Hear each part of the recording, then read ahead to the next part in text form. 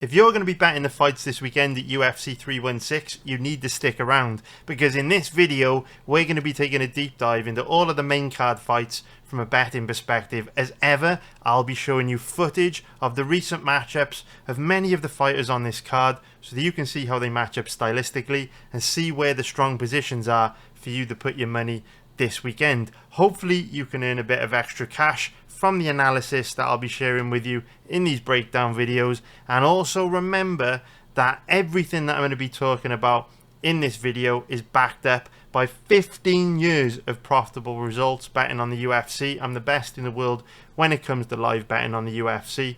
So all the information I'm sharing with you in this video is coming from a very good place. Years of experience, years of profitability. And I think when you see the level of depth we go into on these fights, that's going to shine through. So if you're not in my live betting group, you're crazy. If you watch every UFC event live, it's an absolute no-brainer. We make a profit on the vast majority of UFC events. So give that a try. You'll find a link in the description below. What I'd also like you to do, if you fancy helping me out, is signing up to my Club World Cup Predictor game. I've actually built this game. I've built this website. This is mine. It's completely free. And it's basically a tournament game where you can make your predictions for how you think the tournament will progress from the group stages right into the round of 16 quarterfinals and semi-finals, as well as predicting the scores of individual matches. And you can compete on a global leaderboard to hopefully win some prizes, which I am in the process of sorting out. If not, you can just compete with your friends, your family in private leagues, which should be a lot of fun. In fact, join my private league. I'll leave the code to join my league below. There's probably a lot of bugs with this site. I've literally only just launched it today. You can see if we go, on the site, there's community features like chat rooms, forums, etc. They're all empty at the moment because you guys are the first to find out about this. This tournament launches, or this tournament starts in 9 days from now. So check out my website, sign up for an account, let me know via Discord or on the forum if you find any bugs. There's probably loads of bugs. You can help me fix them. Really appreciate it. And yeah, let me know what you think of this brand new website that I've launched and built and been working on hard over the last sort of month. So anyway, now we will break down the main event of this weekend's card, which is going to be Sean O'Malley versus Merab Dvalishvili. So if we start off by taking a look at the odds on this fight, we can see that Dvalishvili, like so many fighters on this card, is a very big favourite. He's currently around about a 1.35 favourite, which is going to be minus 286 for an implied probability of 74%.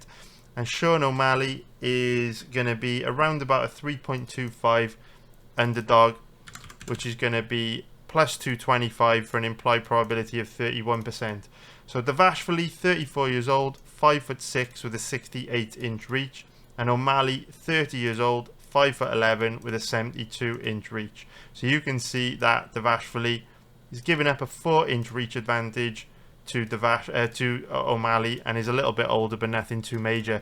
Gotta be honest, I have zero interest in this main event at all.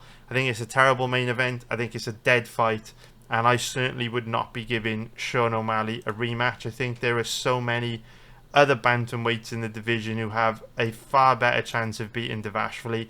I just think this fight's a total waste of time, and to save your time, because I know you're probably very busy, don't even consider a bet on O'Malley this weekend. I'm going to show you some footage as we move into the deeper parts of this breakdown, so you can understand why if you want to stick around. But if you don't have time to stick around, just know that Dvalishvili absolutely dominated their first fight, and for reasons that I will explain in this breakdown, I expect Dvalishvili to win even easier in this rematch. And so yeah, this fight is so dead. I have zero interest in it. And if you're looking for like a fighter to throw into your parlays this weekend, Dvalishvili is probably a pretty good pick. I would be amazed if O'Malley were to win this. Unfortunately, Dvalishvili is too big of a favourite for me to bet in this odds range. But this is such a bad stylistic matchup for O'Malley, and this is a truly awful main event in my opinion. There were so many more bantamweights more deserving of this title shot than O'Malley. Anyway, let's get into the reasons why this is such a dead fight. So I think what I'm going to do is give you a brief overview of the reasons why this is such a dead fight, and then I'm going to show you a little bit of video footage to kind of back up my perspective on this one. So if you guys remember, going back to the first time O'Malley and Dvalishvili fought, I actually bet Sean O'Malley is a decent sized underdog, with the logic being it was pretty clear that Merab Dvalishvili had a staph infection going into that fight, and if you look over the long term, if you consistently bet against fighters with staph infections, you will make a big profit. You'll make a lot of money, because it's very rare that fighters win when they have staph infections. I think the recent most high profile example we've got is Leon Edwards with that giant staph infection on his forearm. He looked absolutely terrible against Sean Brady. So generally speaking, if ever it's quite clear a fighter has a staph infection and their opponent is at even money or underdog odds, I'm almost always going to bet against them, because I know if you just take the thinking out of it, you don't overthink the individual stylistic matchups. If you just take the guys in the even money odds range or underdog odds against guys that have got staph infections, over the long term you're going to make a hell of a lot of money. That wasn't the case for this fight, and Dvalishvili won pretty comfortably. And when you watch a fight live, you don't really see it for what it is. It's one of those things where, as it's happening, your brain will, after the fight's finished, form a perception of how that fight played out. But then when you watch it back in the cold light of day on a Tuesday morning, when you're doing research for a future fight, you really see that matchup for what it was. And at the time, I didn't recall this fight being as one-sided as it was, but when I watched this fight last week, I was pretty shocked by how easy this was for Dvalishvili. O'Malley was just never in it. It was so one-sided. It was so comfortable for Dvalishvili. And my logic here is, you know, Dvalishvili didn't look great in the 4th and 5th round of this matchup, which is probably the staph infection kicking in, right? We know Merab is a cardio machine. We've seen him sprint hard for 25 minutes against, you know, very tough opponents. Guys like Umar Nurmagomedov. We've seen him do it against Cejudo, Yan, Aldo. We know Merab never gets tired. He did look very tired in the 4th and 5th round against O'Malley. That was probably the staph infection, right? But even with that staph infection, O'Malley still didn't even come close to winning. And so my logic with this one is that if Dvalishvili damn near dominated and was never in any trouble while having a staph infection, which would have affected him pretty significantly in that fight, now that Dvalishvili is likely coming into this matchup healthier, I know he might have a broken toe or something, whatever, but now that he's likely coming into this fight healthier, my perception of this fight is that it will be even easier and even more dominant, and Dvalishvili will look even better than he did in the first fight. Yes, it's possible that O'Malley could have improved, but if you guys think back to the breakdown video we did on the Belal Muhammad versus Jack Della Maddalena fight, where we were saying, look, based on past performances, this should be an easy fight for Belal Muhammad, because Jack Della Maddalena's takedown offense and ground game has looked bad in the past.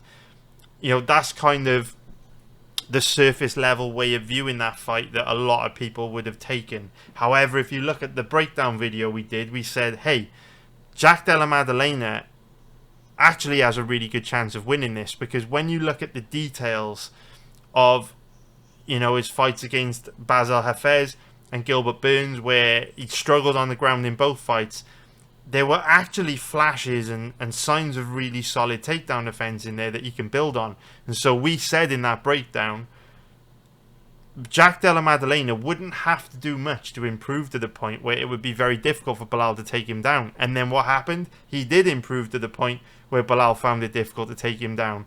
And so, as a result, you know, sometimes you can kind of predict the improvement in a fighter because you can see there's clues that there's a reasonably good chance it'll happen. But from my perspective, I don't see that happening with Sean O'Malley, because the amount that he would have to improve to tighten those weaknesses that he demonstrated in the first fight, it's just so improbable. It's just so improbable.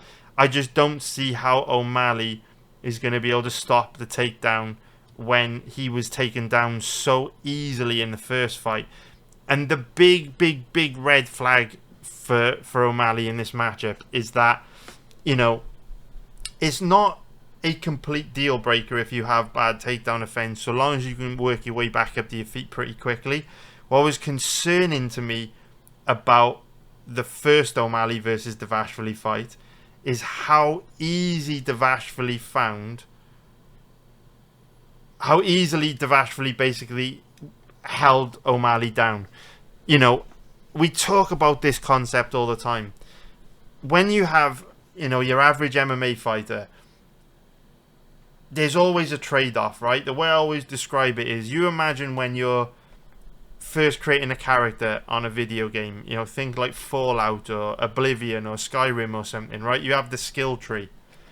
And you can't put max stats on everything, right? You've got a certain amount of points that you need to divide up amongst all the different skills, and therefore some of your skills will be stronger than others. And that's how you've got to look at MMA fighters. It's very rare you'll get an MMA fighter that's great at everything. Sometimes they come along, you get a unicorn like a John Jones, but 99% of fighters are not like that. There's always trade-offs. So when you look at a guy like Merab Dvalishvili, there's trade-offs. He's got cardio for days. He's an absolute relentless wrestler. The guy never stops. But because he's got that cardio and that ability to sprint hard for 25 minutes, he sacrifices strength and physicality. Now, there will be people rushing to Discord and rushing to the comment section to tell me I'm a clueless fraud and have no idea what I'm doing because of all the amazing success Dvalishvili's had with his wrestling. Those people are just misunderstanding what I'm saying. What I mean when I say Dvalishvili lacks strength and physicality is that Dvalishvili is one of these guys that struggles to hold guys down. He just doesn't have particularly good grappling control. He's not very strong, not very physically imposing.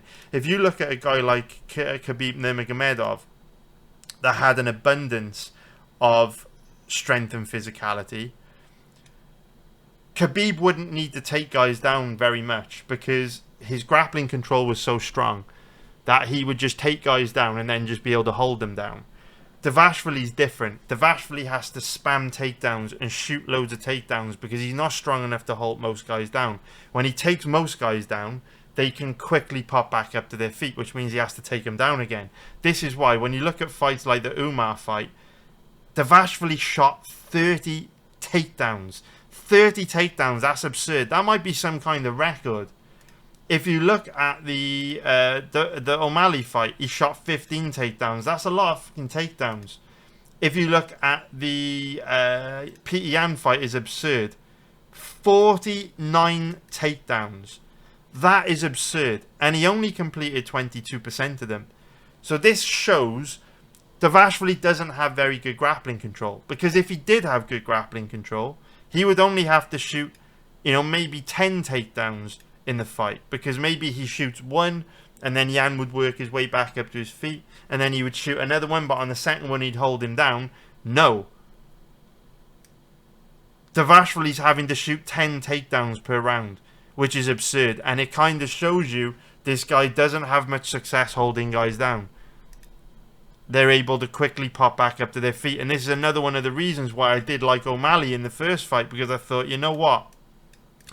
Dvalishvili is so bad defensively on the feet, and he struggles to hold guys down so much that O'Malley's going to be able to just keep getting back up, and every time he gets back up, he's going to have another opportunity to knock Dvalishvili out and land a kill shot, right? What concerned me about their first fight was how easily Dvalishvili was able to hold O'Malley down with minimal effort, because the numbers don't lie, and we see it when we watch Dvalishvili. He just lacks physicality. He struggles to hold guys down. So when you see him hold a guy like O'Malley down easily, that's not a good sign for O'Malley. Because what that means is O'Malley has so much work to do to get to the point that he could even come close to causing Dvalishvili a problem. This is not like Jack Della Maddalena against Belal that only maybe needed to improve by 20 to 30%. For O'Malley to neutralize the threat of Dvalishvili's grappling, he has to improve hundreds of percent, which is unlikely. It's not impossible, it's unlikely in less than a year, right? It's been 9 months since he last fought Dvalishvili. So based on that, you know, I'm not very optimistic for O'Malley this weekend at all. So what I'm just going to do, we're going to quickly skim through the first fight so you can see the reasons why I am so bearish on O'Malley's chances of winning this weekend. And of course, look, this is a cage fight to the death. Most of you watching this will know that we can't think in terms of absolutes. None of us have a crystal ball, and none of us know what is going to happen, right? If this analysis that I'm sharing with you doesn't mean that O'Malley can't improve by hundreds of percent and look far better in this fight, in this rematch this weekend than he did, in this matchup back in September. It also doesn't mean that O'Malley can't catch Dvalishvili with a big shot and knock him out. We know O'Malley has a huge advantage when it comes to striking. He's very dangerous, got true legit knockout power. We know that Merab Dvalishvili is very bad defensively. None of that changes. I'm not saying, O'Malley's got no chance. What I'm saying is, based on this fight, he's in a lot of trouble. So anyway, this is towards the end of round 1. And O'Malley practically falls over in this fight. It's pretty rough. So Dvalishvili shoots the takedown there. And just look at how easily he gets O'Malley down. But it's not the end of the world. O'Malley's not in a terrible position here. 2 minutes left to go in the round. He's been taken down relatively close to the cage, which means he's in a strong position to wall walk. But if we just skip through, we can see he stands back up relatively quickly here. But then kind of hesitates in this position and just allows Dvalishvili to wear on him up against the cage. So Dvalishvili was able to work almost a minute off the clock there. And for me, what I just find about O'Malley is a big lack of urgency in working through these positions. You can see there, he's kind of looking over at his corner, looking frustrated. He should be trying to turn into the Dvalishvili in these positions. I mean, look, Dvalishvili in these positions, when he's throwing these right hands, doesn't have a lot. That's O'Malley's invitation to just turn into him and get back to the middle of the octagon. But it's actually Dvalishvili that lets him off the hook and backs up and gets back to the middle of the octagon. And then here, 20 seconds later, again, goes down very easily. Like, there's no resistance on the takedown at all. There's no resistance. O'Malley just consistently falls over in this fight. Just consistently falls over. And Dvalishvili can do this for fucking 50 rounds, let alone 5. So anyway, not tons of issues to show you with O'Malley in round 1, but enough. If we go into round 2, again, O'Malley goes down very easily here. Again, practically falls over. Zero resistance on the takedown attempt. There's about 3 minutes, 10 seconds left to go in the round. If we skip through, he's been on his back for about a minute at this point, just trying to go to the fucking, the high guard, all this sort of shit. He's been on the ground for 2 minutes at this point. Just turtling up and damn near on the ground for 3 minutes. Getting held down by... I mean, if you look at it, right? If you look at the stats on the Pena fight, 49 takedowns. Because Dvalishvili couldn't hold O'Malley down. He only had to shoot 1 takedown in that second round, or 2 takedowns in that second round, because of how easy it was to hold O'Malley down. Now, if we go into this third round, about the same time in the round, Dvalishvili gets him down. And again, just O'Malley hesitating for about a minute. They're back to the middle of the octagon.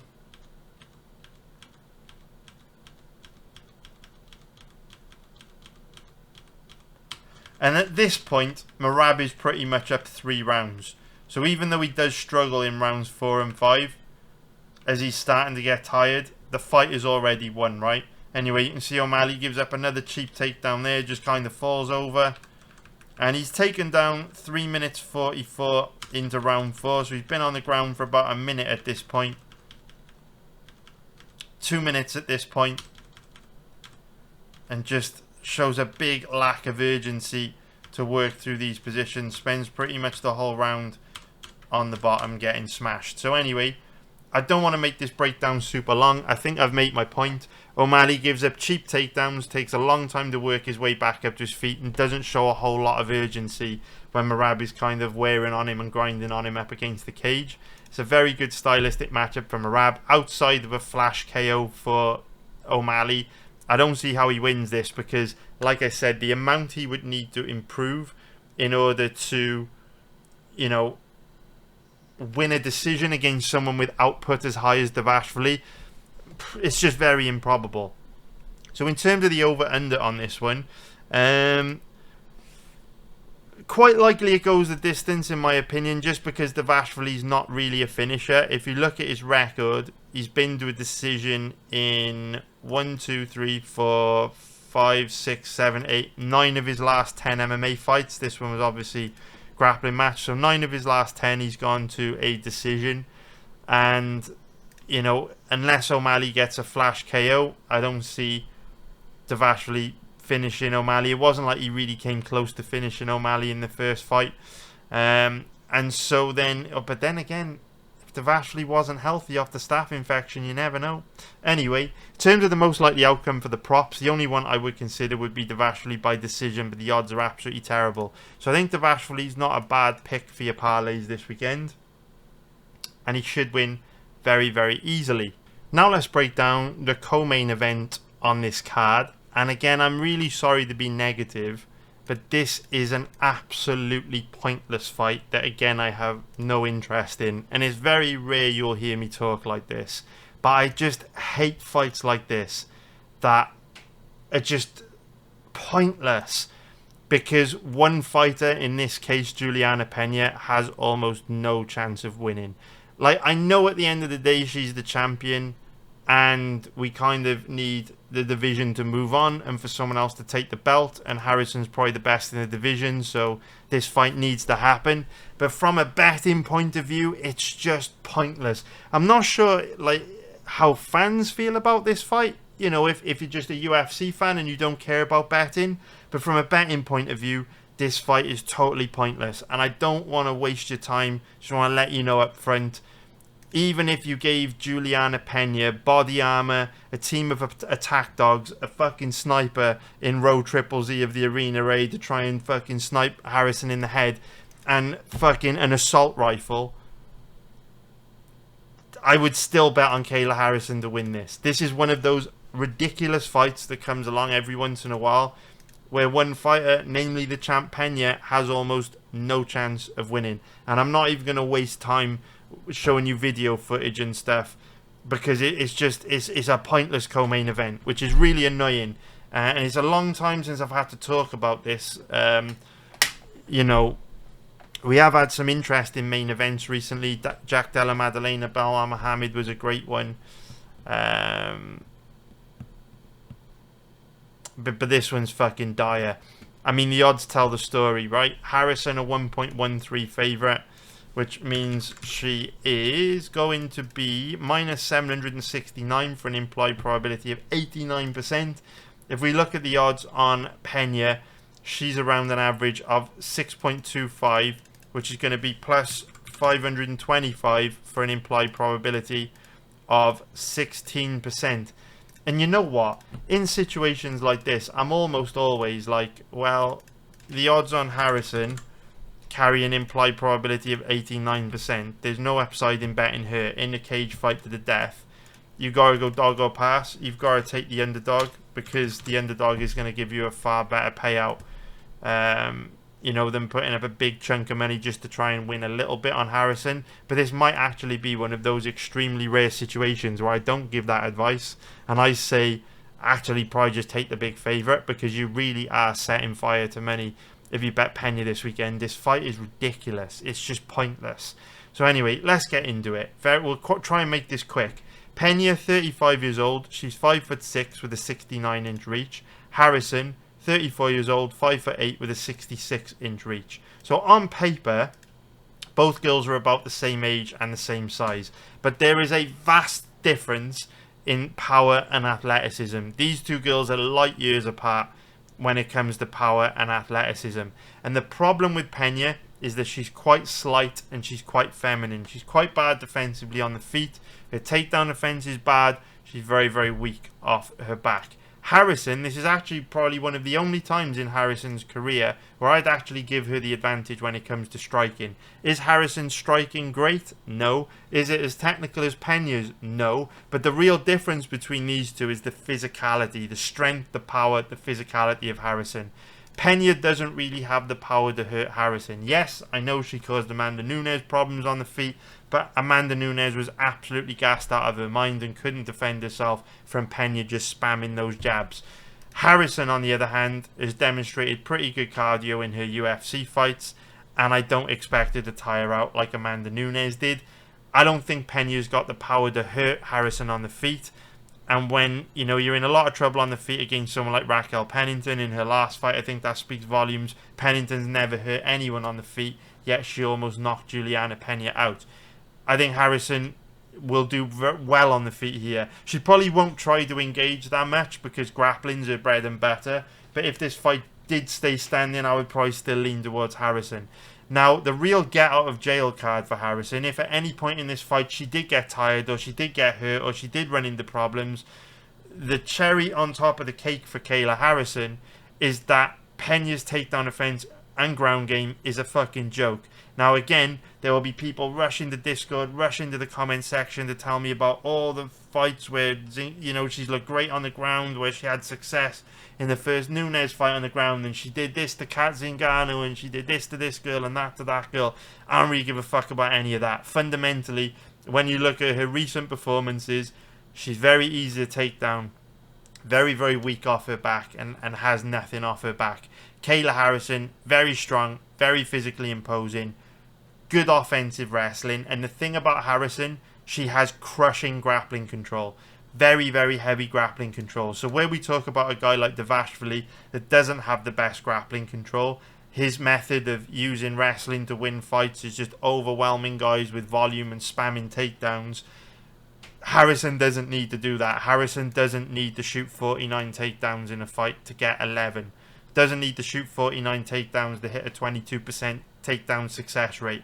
Harrison can quite simply just take you down and stay on top of you for several minutes at a time because her grappling control, her top game is so heavy that when she gets on top of you, it's very difficult to shake her off. So here you've got a combination of a fighter like Harrison with a really heavy top game and a fighter like Pena with, you know, being really weak on the bottom, and, you know, Harrison should just be able to take Pena down and dominate her on the ground and win this fight very comfortably.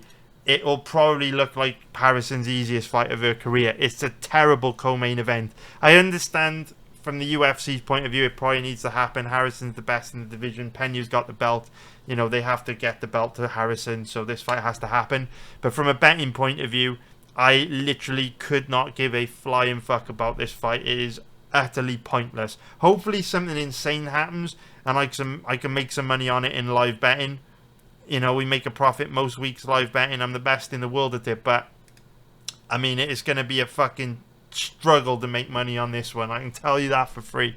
Anyway, props and all that shit.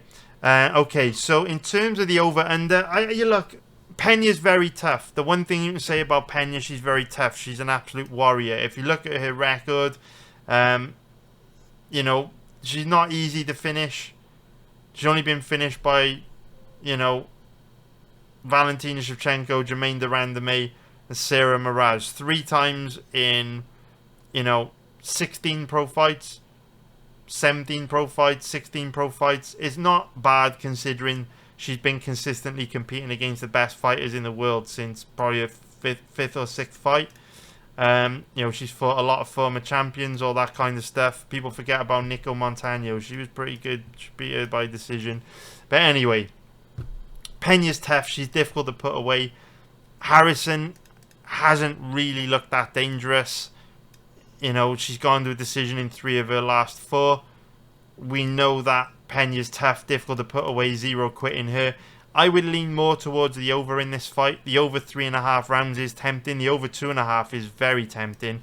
This is going to be one of those overs where if you take it, you will probably be sweating it hard, because I do think Harrison will put Pena in a lot of bad positions on the ground, but Pena is tough enough to kind of fight through them and weather the storm. So I do quite like over 2.5 rounds on this one, and I will probably take over 2.5 rounds. simply because we may see a slower start from Harrison as well, because with this being her first 5-rounder in the UFC, I know she's fought 5 rounds in PFL, but with this being the first time she's likely to go 5 rounds in the UFC, or could potentially go 5 rounds in the UFC, she may start slower and pace herself a little better than usual. So in terms of the props on this one, what's Harrison by decision? Harrison by decision 3.0 plus 200. The odds aren't great, but not terrible either. I think another quite likely outcome was Harrison by submission.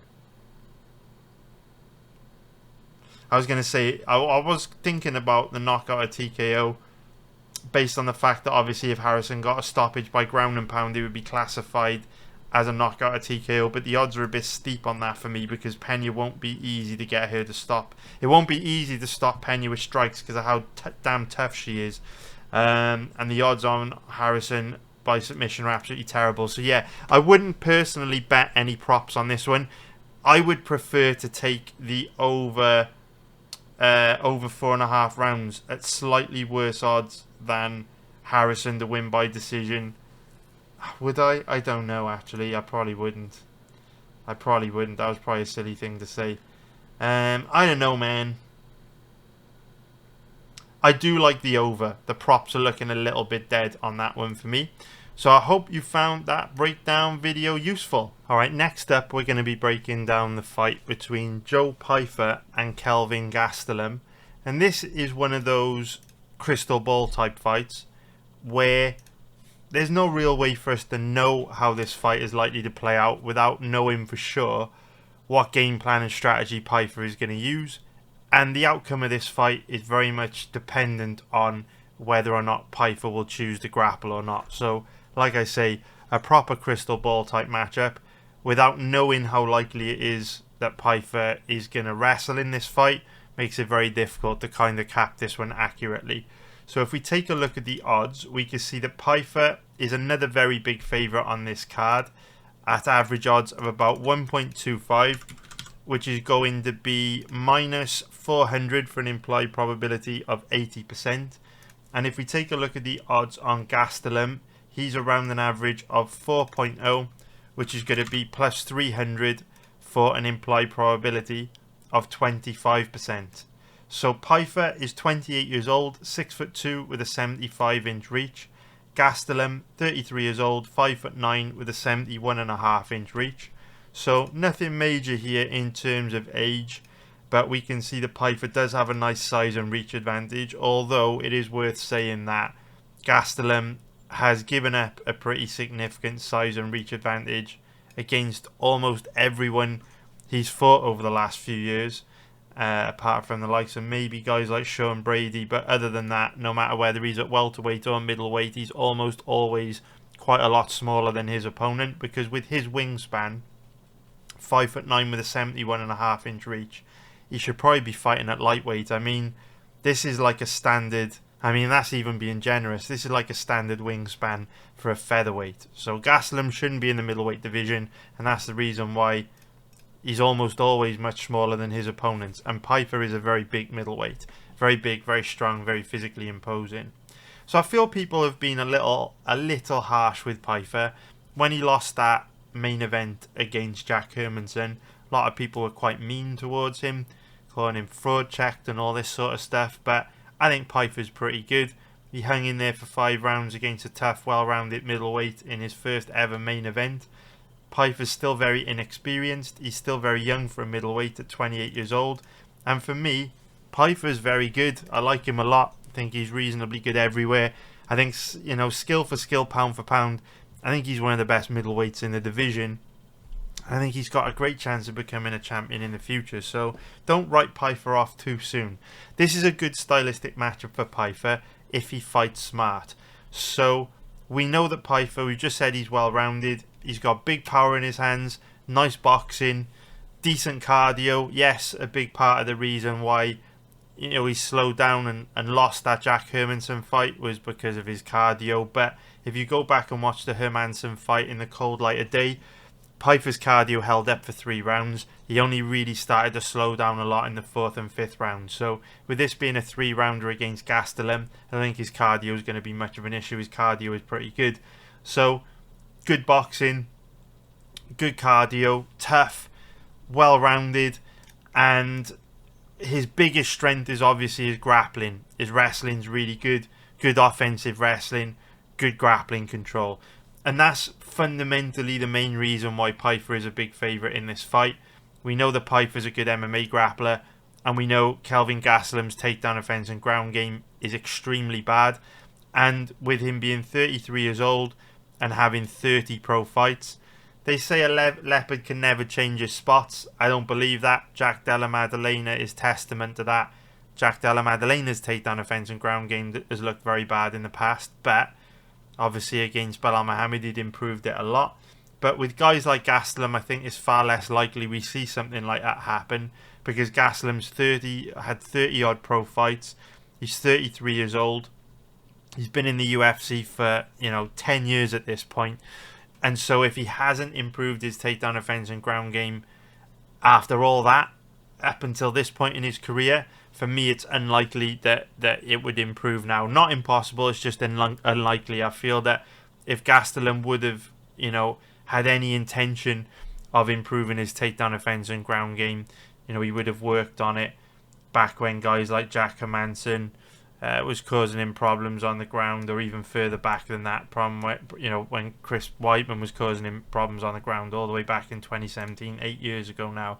So Gastelum's takedown offence and ground game was an issue, 8, 9, 10 years ago. It's still a problem, and the recent fight against Sean Brady, of course, is not recent in the context of the calendar, but it's recent in the context that it was only 2 fights ago for Gastelum. If he hasn't still improved his takedown offence and ground game, by that point it's probably never going to happen.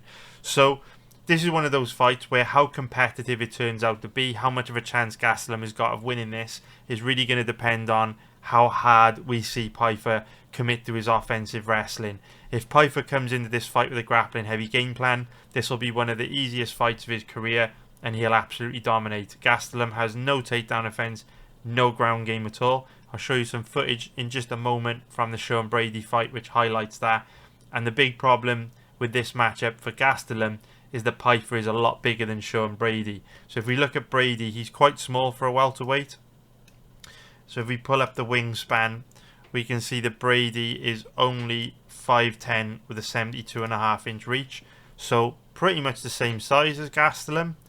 You can see who's 5'9" with a 71.5-inch reach, whereas Pyfer is 6'2" with a 75-inch reach, and he's a middleweight, whereas Brady is a welterweight. So much bigger than Brady, which means even though Pyfer might not be as technically skilled when it comes to MMA grappling as Brady, the fact that he's so much bigger, so much stronger, so much more physically imposing, being that higher weight class, it just makes this a much more difficult fight for Gastelum on the ground.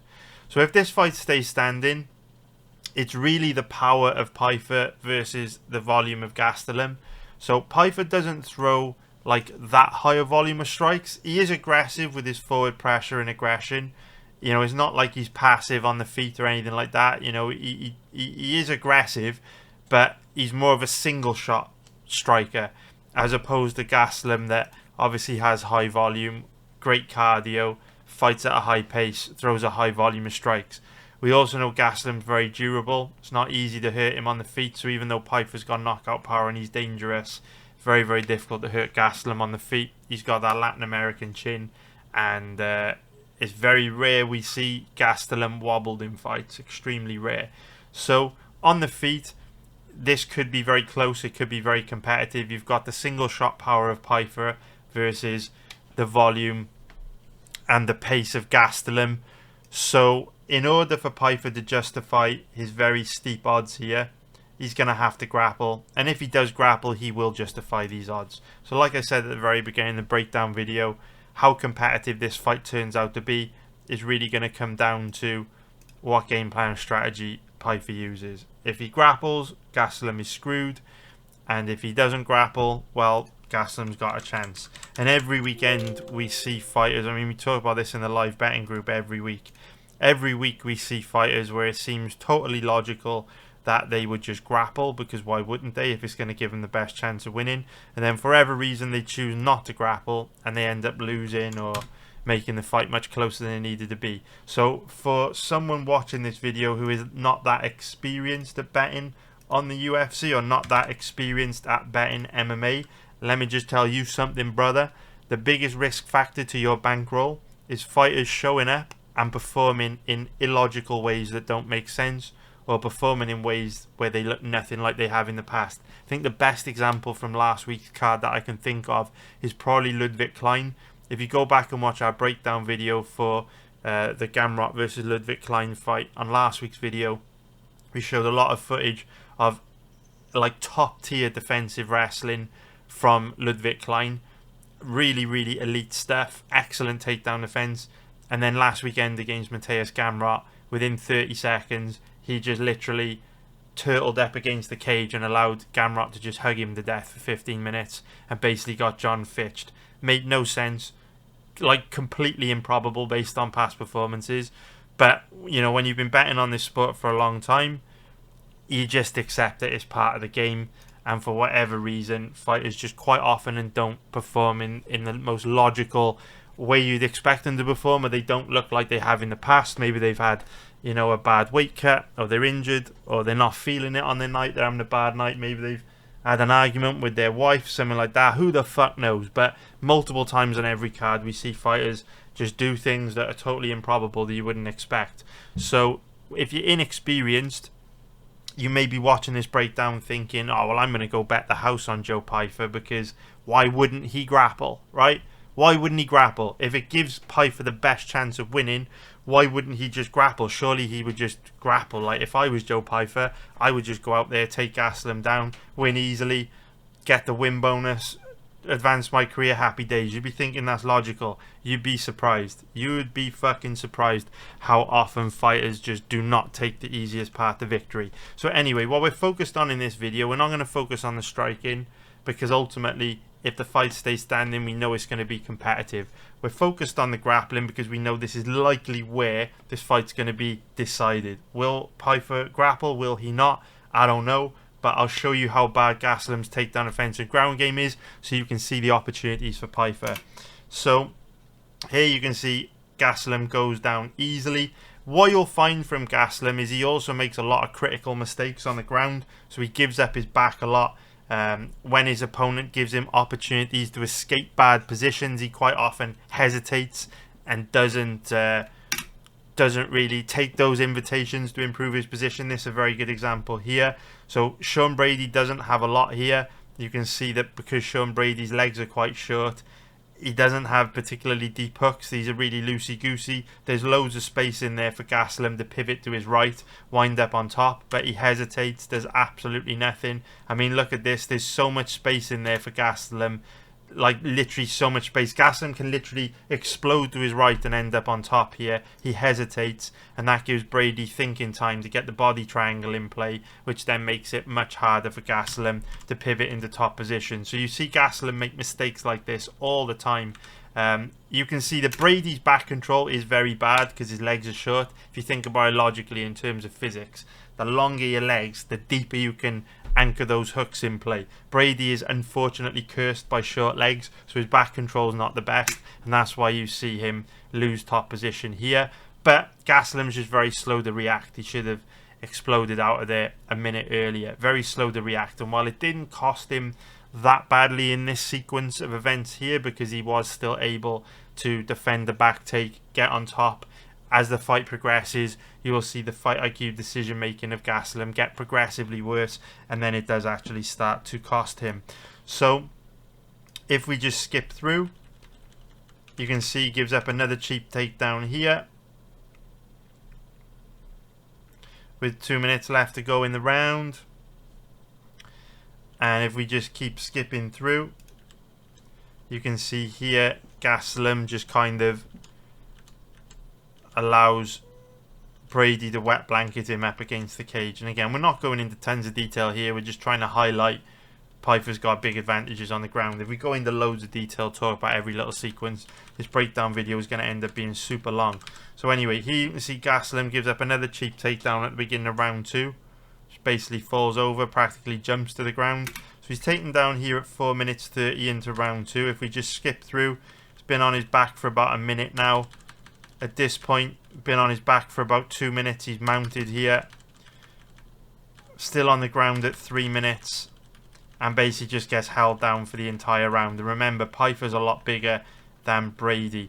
So into round 3, again, Gastelum practically jumps to the ground. Really poor takedown offense. 4 minutes 30 left to go in the round. He's been on the ground for a minute. And then he gets submitted. And like I say, we could go through tons of sequences in that fight to show you tons of mistakes that Gastelum makes on the ground. He makes so many mistakes in this fight. Obviously, we've been in through this in a lot of depth in other fights we've researched. There's no point in going into it in a lot of depth here because the ground game between Gastelum and Pyfer, it's not that nuanced. We know for a fact that Gastelum's absolutely screwed if this one hits the ground. So now I just want to show you a bit of offensive wrestling from our guy Pyfer, just so that you can see what his offensive wrestling looks like very briefly. Very briefly, we'll cover this off. Apologise for that, the audio always auto plays. So this was a fight where Pyfer very much wanted to knock Abdulrazak Alhassan out. So there's not tons of grappling, but there's enough for you to see the level of offensive wrestling Pyfer is bringing to the table. If he shoots a nice double leg now any second coming up. There it is. Nice body lock to outside trip, straight in the side control. And then Pyfer kind of lets Abdulrazak Alhassan back up.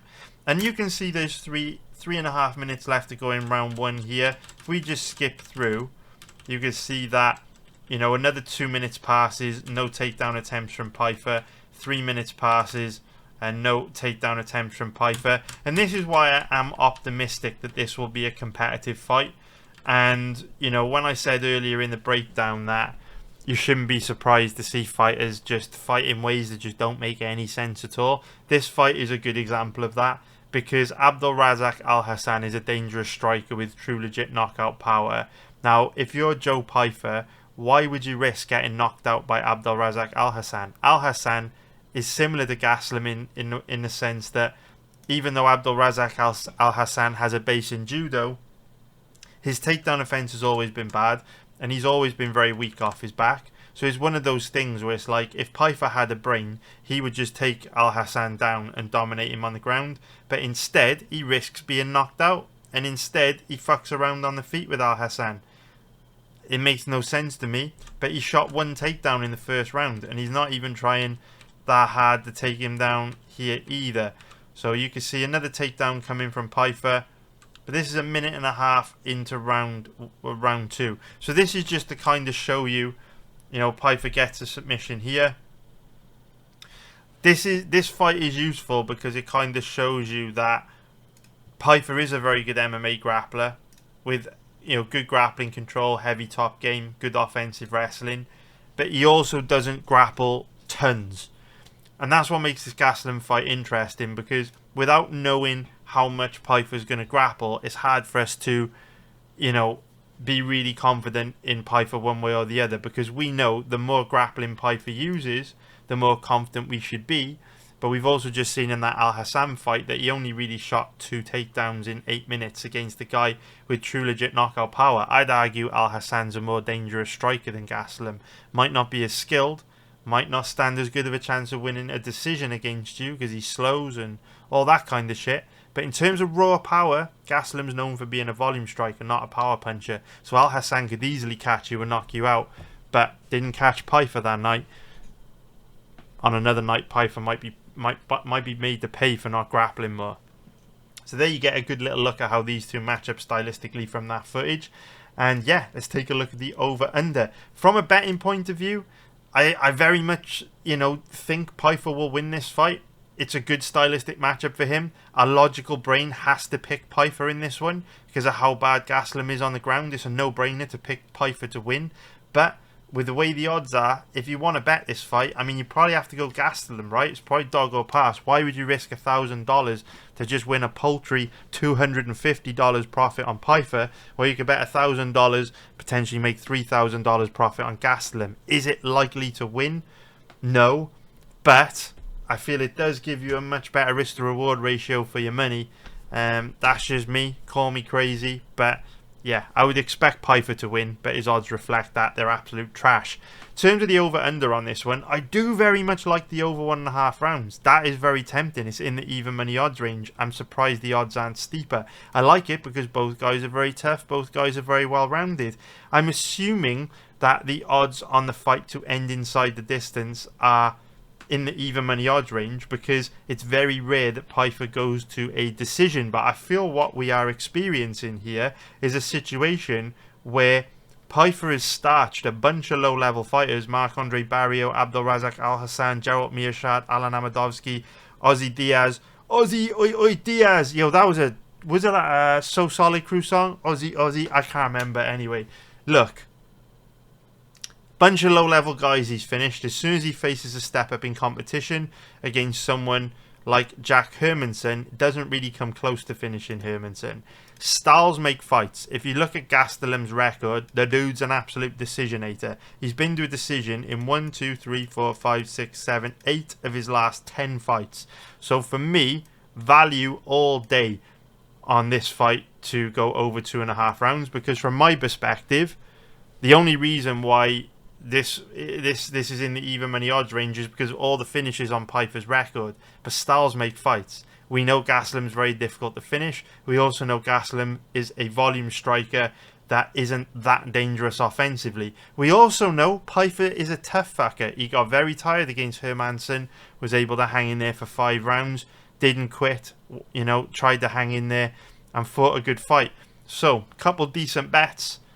Over 2.5 rounds on the Pena versus Harrison fight, over 2.5 rounds on the Pyfer Gastelum fight. I like them both. I think they most likely win. Both of them. Very good. Prop bets. The most likely outcome here is going to be Pyfer by decision, 2.5 plus 150. But that would be boring to bet that at those odds. Terrible odds. So another prop to consider would be possibly, what are we looking at here, boys? I wouldn't get greedy on this one, you know. If you really want to gamble, sprinkle a little bit of money on this one to make watching it more interesting. I wouldn't get cute and bet Gastelum by decision, because in percentage terms, there's not that much of a difference between those odds and Gastelum to win money lines. So if you really want to take a big gamble on this fight, sprinkle a little bit of money just while you're sat there with your fucking cheeseburger and your dick out watching these fights. Just take Gastelum straight. Just gamble. Be a fucking degenerate moron and bet on the guy that's less likely to win. Do that if you want to gamble a little bit. But for me, I'm going to pass. So I hope you found that useful. So now let's break down the next fight on this card, which is going to be Patchy Mix versus Mario Bautista. So if we start off by taking a look at the odds on this fight, we can see that Mix is the favourite at average odds of about 1.53, which is going to be minus 189 for an implied probability of 65%. And if we take a look at the odds on his opponent, Bautista, he's around an average of 2.53, which is going to be plus 153 for an implied probability of 40%.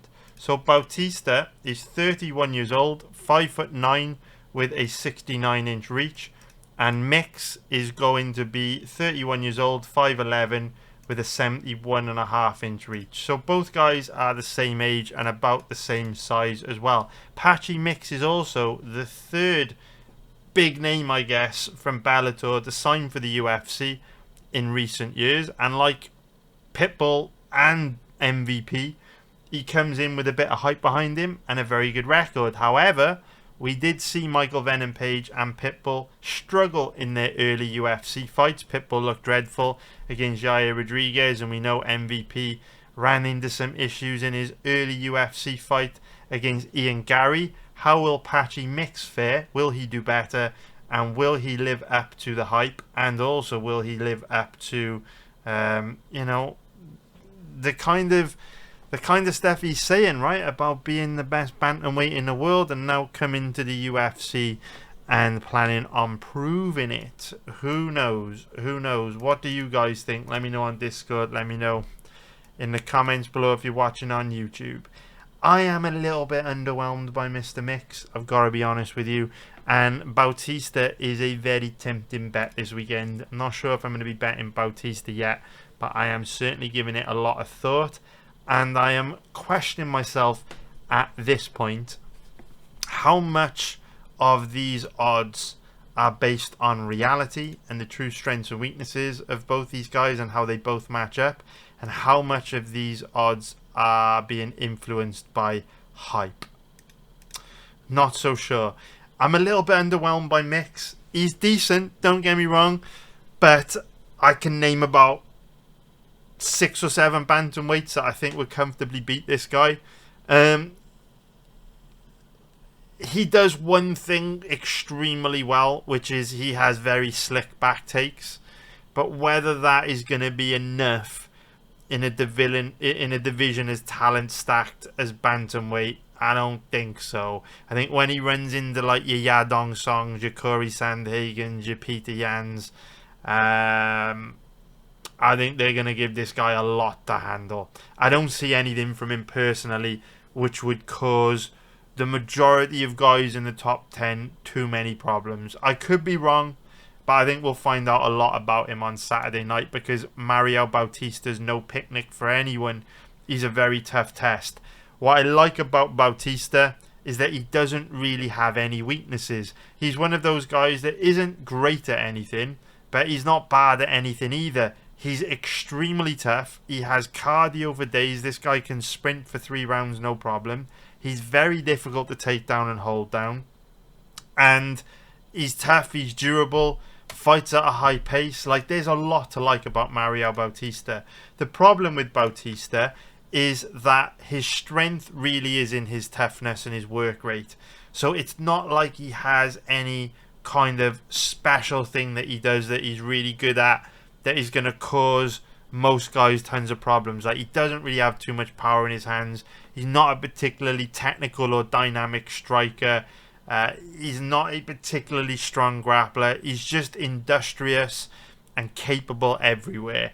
And so this is a very interesting fight, because when I watch Patchy Mix, there's nothing really to be impressed about. Yes, he's got good back takes, but if you can defend your back and defend yourself from even being in a position where you've got to defend your back, then there's not really a whole lot else this guy's going to do to cause you a problem. But then when I look at Mario Bautista, I can't describe to you any specific things that Bautista does better than Mix, because they're both quite well rounded.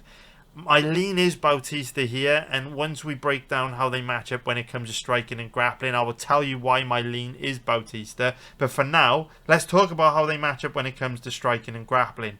So in terms of striking, what I really don't like about Mix is that he's one of these very patient, tentative strikers that has long periods of inactivity and doesn't do a whole lot. He also doesn't really have any power in his hands. He's a volume striker. Defensively, he's not the best. He likes to kind of stalk his opponents around the cage and use the threat of the takedown to put them into a defensive shell. I do think Mix has been quite fortunate in, you know, the guys that he's faced in the past, because he hasn't really fought many super aggressive guys that would potentially make him pay for being quite passive. Like, if you look at his record, he's fought Horiguchi, who can be a bit of a passive point fighter. Sergio Pettis, bit of a passive point fighter. Magomedov, also a bit passive. Ironically, the last time he did fight a super aggressive guy, he fucking lost against Juan Archuleta. So Mix is very passive on the feet. He's got that sniper style of striking, but he doesn't really have the raw power to go with it. Like, if you get a fucking sniper, do you know what I'm saying?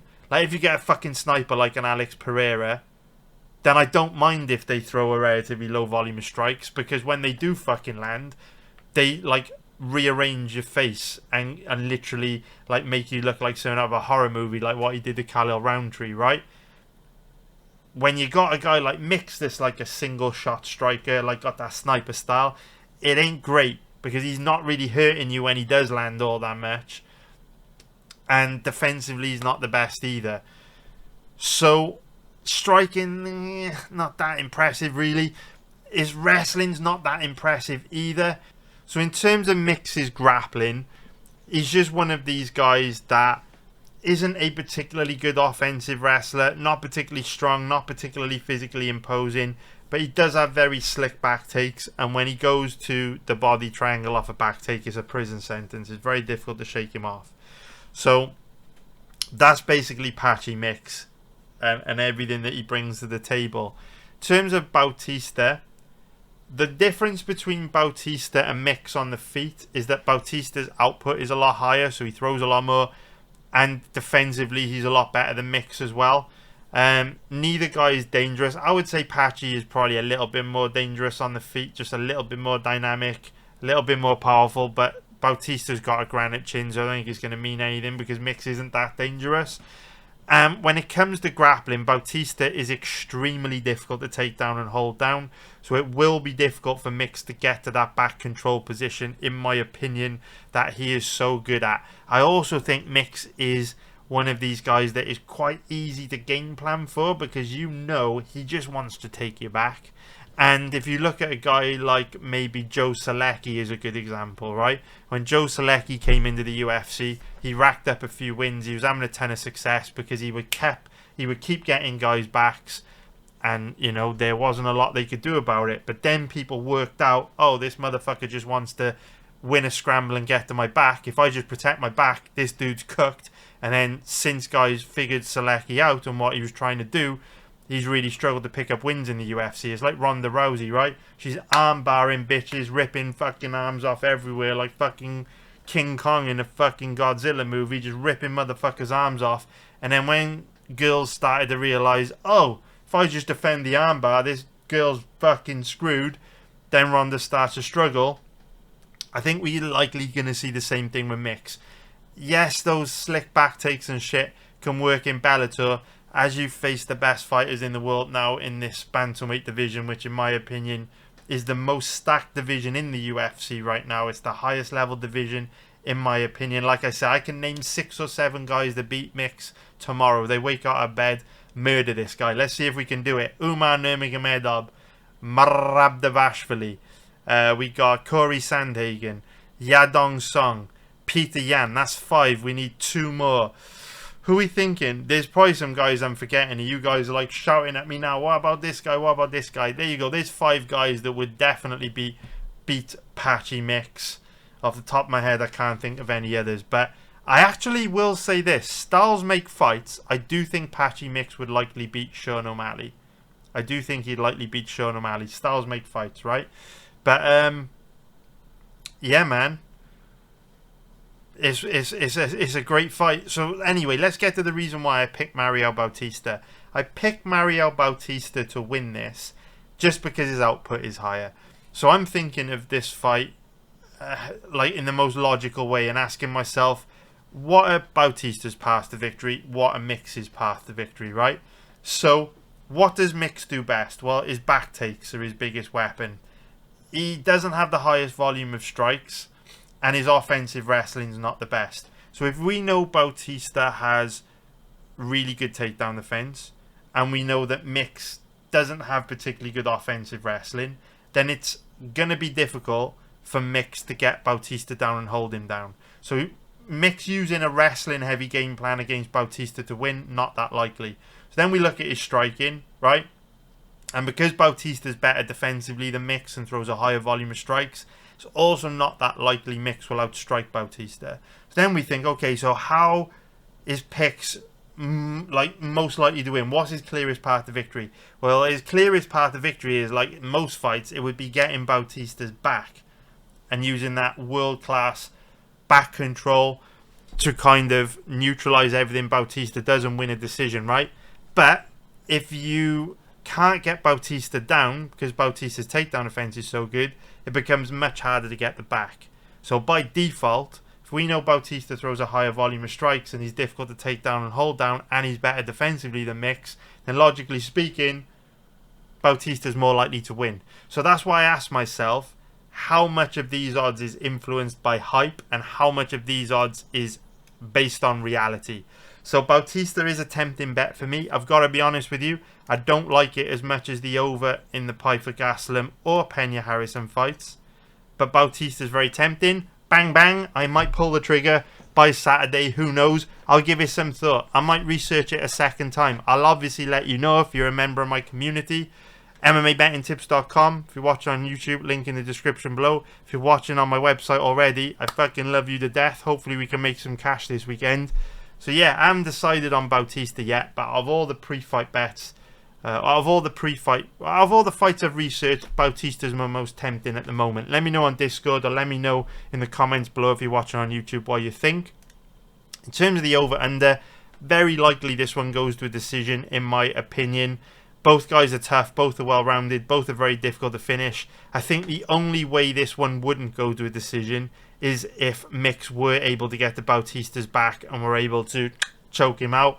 But that's very, very, very difficult to do because Bautista, like I say, is going to be very difficult to put Bautista in that position. And even if you get him into that position, he's got great submission defense, so it's going to be difficult to put him away. Bautista's no picnic. And I actually think he's better than Horiguchi and better than Magomedov, who have both been able to go to a decision with Mr. Mix. So yeah, pretty likely this one goes to a decision in my opinion. And the over 2.5 rounds on this one is a pretty tempting bet. Just because, again, if you look at their records, Bautista's been to a decision in his last 3.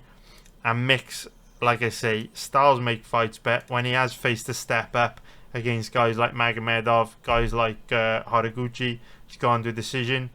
Against Archuleta, went to a decision, and almost went to a decision against Gallagher and Morales as well. So styles make fights. The way these two match up means it's more than likely going to go to a decision. Neither guy is particularly dangerous in my opinion, even though Mix looks dangerous on paper because he's fought a bunch of fucking barmen. Anyway, into the prop bets. I think most likely outcome is going to be Bautista by decision, but in percentage terms the odds aren't a whole lot better than Bautista moneyline. They're only about 30% better. So if I were you, I wouldn't get greedy, I wouldn't get cute, I wouldn't overthink this one. If you really want to bet this fight, I would take over 2.5 rounds, or I would go Bautista moneyline. I would not bet Mix. I wouldn't bet Mix in this one. I think this is Bautista or pass, and I'm very tempted to bet him myself. So I hope you found that breakdown useful. Now let's break down the next fight on this card, which is going to be Vicente Luque versus Kevin Holland, who is my absolute fucking kryptonite. I almost punched my screen when I started researching this fight because one of my biggest pre-fight bets of the year was on Gunnar Nelson to beat Kevin Holland. And this was one of those situations where when I researched the fight between Holland and Luque, you see with your own eyes how badly the universe fucked you over. And based on past performances, there is absolutely nothing. There is nothing I could have done to avoid losing money on Gunnar Nelson. Even though the Gunnar Nelson bet lost, I stand by what I said before the fight. Based on past performances, Gunnar Nelson to beat Kevin Holland in that even money odds range, I think I bet him at about 1.80 minus 125. Gunnar Nelson to beat Kevin Holland is one of the best value bets I've seen in the last few years. And the fact that I lost that bet is just a total troll from the universe. It's just actually an absurd loss. Like, if you look at Holland's record, it's a fucking car crash. It's a fucking car crash. He gets outstruck by Jack Della Maddalena. He gets outstruck by Michael Venom Page. Then he gets a submission win over Oleg Zajic. And then looks absolutely dreadful. Absolutely dreadful on the ground against Reina Derrida and Roman Dolidze. Just like he looked absolutely dreadful on the ground against Khamzat Chimaev. Just like he looked absolutely dreadful on the ground against Derek Brunson and Marvin Vettori. Basically, any time we've ever seen Kevin Holland fight anything that resembled a capable grappler, even like an average grappler, he has looked absolutely fucking dreadful. And trust me, I am heading somewhere with this. This isn't just a rant about me losing a bet on Gunnar Nelson. There's method to the madness. There's a reason why I'm saying all this. It'll make sense in a moment. But basically, any fucking time we have ever seen Kevin Holland face anything that resembled a grappler, like literally Kevin Holland could fucking fight a fucking 15-year-old fucking girl with a purple belt that's only ever fucking done BJJ for 6 months, and he would get his fucking ass handed to him on the ground. That's how bad. That is how fucking bad Kevin Holland's takedown offensive ground game is. It's a fucking joke. It's so bad. But every once in a while, the universe reminds us that this crazy sport called mixed martial arts quite often makes absolutely no fucking sense at all. And every once in a while, no matter how bad Kevin Holland consistently looks on the ground, I'm not even call it bad, the guy is fucking clueless. He has no idea what he's doing on the ground most of the time. He just makes fundamental mistake after fundamental mistake after fundamental mistake. So when guys like me that try to apply logic and reasoning to making money from this sport analyze a guy like Kevin Holland, we just see all these issues everywhere. So when we get an opportunity to bet against him, against a capable grappler, that's just the logical thing to do. This is the fucking logical thing to do. But like I say, every once in a while, the universe reminds us that this sport is fucking carnage at times, and it tosses out some anomalies. It tosses out some crazy anomalies. It tosses out anomalies like, if we scroll back through his record, where is it? Anomalies, right? Like submitting Ronaldo Jacare Souza, who is one of the greatest Brazilian practitioners in the history of MMA. He goes from submitting one of the greatest Brazilian Jiu-Jitsu practitioners in the history of MMA to back-to-back performances against Marvin Vettori and Derek Brunson, where he had 0 takedown offense and 0 ground game, damn near threw himself to the ground anytime either of these guys shot a takedown, and for the most part just laid on his back doing fuck all for damn near an hour, with both these fights being 25-minute fights. And he even spent most of the fight against Derek Brunson talking to fucking Khabib, who was sat cage side. Khabib was like this, oh my fucking god, this guy is so bad. Anyway, then you get another anomaly, right? Submits Michael Chiesa, who's a very good grappler. Looked amazing. Got a nasty choke on him in round 1. And then looks like a total white belt again on the ground against Reina de Ridder and Roman Dolidze. So for the most part, Holland's ground game, his takedown offensive looked dreadful. You look at the Vettori fight, the Brunson fight. You look at the Dolidze fight, the de Ridder fight. Fucking dreadful. Absolutely dreadful, clueless, white belt level shit. But then there are these anomalies. And the biggest anomaly of all came against Gunnar Nelson. Because the biggest anomaly was the Gunnar Nelson fight. And I will tell you why. When you look at Holland's performances against Michael Chiesa or Ronaldo Jacare Souza, they are anomalous. But he's kind of just caught guys in bad positions and got them out there really quick, right? Locked in a deep choke, you know, and he's just kind of caught him in a bad position. The Jacare fight was very fucking weird. Like, obviously, Holland was throwing a lot of crazy shit off his back. Jacare was 150 years old. It was a weird finish. Anyway, point being, when you look at those fights, the Chiesa fight, the Jacare fight, they were like quick finishes, right? They came out of nowhere. So yes, they were anomalous. It was highly unlikely that someone as bad on the ground as Holland would be able to finish decent grapplers like Chiesa and Jacare on the ground. But anyone can get caught, right? Anyone can get caught in a bad position. When you look at his performances against like Brunson and Vettori, they show him for what he really is. Dreadful takedown offense, weak off his back, clueless on the ground, make tons of mistakes. And then when you watch the de Ridder and the Dolidze fight, in the way that Holland just totally did not defend the rear naked choke at all, just completely exposed his neck, didn't defend the back take at all against the Ridder.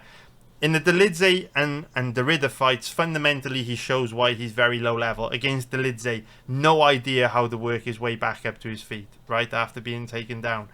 The fundamental issues with his ground game that we saw present in the Brunson and Vettori fight, very much there against the Ridder and Dvalishvili. So then coming into the Gunnar Nelson fight, you're thinking, well, all of the issues that have plagued Holland throughout his entire career have been present in his last two fights against the Ridder and Dvalishvili. Neither fight lasted very long, but the Ridder fight in particular lasted long enough to show us that Holland's still completely clueless on the ground, because he made fundamental mistakes when defending takedowns, exposing his back, not defending the choke, and not hitting a very, very clear reversal opportunity on the Ridder as the Ridder was initially taking his back. If you go back and watch a fight, you'll see what I mean. But in the Gunnar Nelson fight, it was like looking at a different human. It was like Holland had a twin brother called like Kevin fucking Netherlands or something. And this Kevin Netherlands dude was an amazing defensive wrestler, an amazing just amazing on the ground. And he just looked totally different. Holland's takedown offense looked solid. His balance looked good. Yes, you know, he did still look weak off his back. Gunnar Nelson still had long periods of top control. But Holland's takedown offense was hundreds of % better than what we saw from him in the past. And now, why does any of this shit make sense? Why have I been ranting about Kevin Holland and how much money he's cost me over the years, when we're supposed to be analysing his chances of beating Vicente Luque, right? Why does any of this stuff matter? It matters because Luque needs to grapple to win this fight. If he stays standing, he's going to get absolutely starched. This is a very bad fight for Luque on the feet. He can't take a shot anymore. His chin is going. Defensively, he's very bad. And we know Kevin Holland is very fluid, very technical, fights very long, very dangerous on the feet. So we know Kevin Holland has a big advantage when it comes to striking. So when you look at Holland's odds, and we can see he's around about a 1.36 favourite, which is going to be minus 278 for an implied probability of 74%. And we look at Luque's odds, and he's around about a 3.10 underdog, which is going to be plus 210 for an implied probability of 32%. We can all accept that Holland has a big advantage on the feet, because since Luque's traumatic brain injury, he just hasn't been the same. Can't take a shot like he used to. He's taken so much damage in his career, he just can't stand and bang anymore. So we all agree, we all accept that in order for Luque to win this fight, he needs to get the fight to the ground. And Luque's a good grappler, right? Luque's a better grappler than Holland. Luque's offensive wrestling's not bad. Dangerous choking game. But Gunnar Nelson performed really well against Kevin Holland. When you watch the fight back in the cold light of day, Nelson shot really nicely timed takedowns, persisted with the grappling, had good takedown entries, good grappling control, heavy top game. Gunnar Nelson showed up. Gunnar Nelson's performance was very good. Very, very good. There was so many positives to take away from what Gunnar tried to do. Gunnar Nelson's performance against Kevin Holland was a good example of a fighter that was very well prepared, knew their path to victory, and executed a great game plan. Wasn't good enough on the night. Gunnar Nelson lost because he ran into a version of Kevin Holland we'd never seen before that doesn't make any sense. But MMA quite often doesn't make sense. The point being that if Kevin Holland shows up and performs like he did against Gunnar Nelson, Luque isn't going to be able to use grappling, because Luque's nowhere near the level of offensive wrestler that Gunnar Nelson is. Gunnar Nelson, even though he's in his late 30s, even though he was coming back off a long layoff, if you go back, watch the Holland fight, great takedown entries, good persistent grappling, strong grappling control. Gunnar did everything right. Luque isn't on Gunnar's level. Luque doesn't shoot as many takedowns. He's not as physically imposing in grappling positions. He's not as persistent with his grappling. He doesn't chain wrestle. Generally speaking, Luque will shoot one takedown, and if he doesn't get that takedown, he'll reset, go to the middle of the octagon, strike for a bit before resetting and going to his next takedown. So if Gunnar Nelson wasn't able to beat Holland with a grappling heavy game plan, I seriously doubt Vicente Luque is going to be able to. Therefore, Luque is going to be forced to stand and strike with Holland. And like we've already said, Luque's chances of winning a stand-up fight against Holland ain't fucking good. So for that reason, definitely pick Holland to win. Definitely lean Holland to win. I can't bet Holland at these odds because Holland is inconsistent. He does have bad fight IQ. You never know what you're going to get from him, right? The Gunnar Nelson fight is a great testament to that. For all we know, Holland could go back to fucking looking dreadful on the ground again, and Luque could take him down, hold him down, dominate a 3-round decision or submit him. You know, because after the fucking Chiesa fight, you'd be thinking Holland's turned the corner on the ground. You'd be thinking, oh my God, he looks so much better on the ground than in the past. You know, Holland's much better on the ground than he used to be. Then he puts in those dreadful performances against the Lidze and against the Ridder, right? So, this is not a guy you can trust in this odds range. He's too inconsistent, but this is his fight to lose, and he should win. In terms of the over-under on this one, I wouldn't go near over-unders with Luque at this stage in his career, just because he is still a tough fucker, but he also can't take a shot like he used to. And we saw that in the Buckley fight where he just capitulated and basically quit. Whilst Holland is inconsistent from a fight IQ point of view, you never really know what you're going to get from him. Luque is inconsistent in a durability kind of way. You never really know what he's capable of at this stage in his career. He's taken so much damage that you don't know if he's still tough enough to kind of go through a 3-round war, or if he's going to fucking turtle up and look for a way out after the first bit of adversity, which is kind of what we saw in the Buckley fight. Very strange. So my lean would personally be on this one not to go to a decision, just because I don't think Luque has got the durability to go 3 rounds with Holland at this stage in his career. But then, for all we know, Holland could just fuck about and showboat for 3 rounds and the fight could creep to a decision that way. In terms of most likely outcome is going to be Holland by knockout or TKO, but the odds are absolutely dreadful. Holland by decision isn't much better, so I would probably give that one a miss too. So I hope you found that breakdown useful. If you did, please hit the like button below. Subscribe if you haven't already. Please help my channel grow. Growth is so slow. Check out my website. Join my live betting group. It's an absolute no-brainer. You will love it. Take care, guys. Love you all. I'll see you in next week's video. Bye.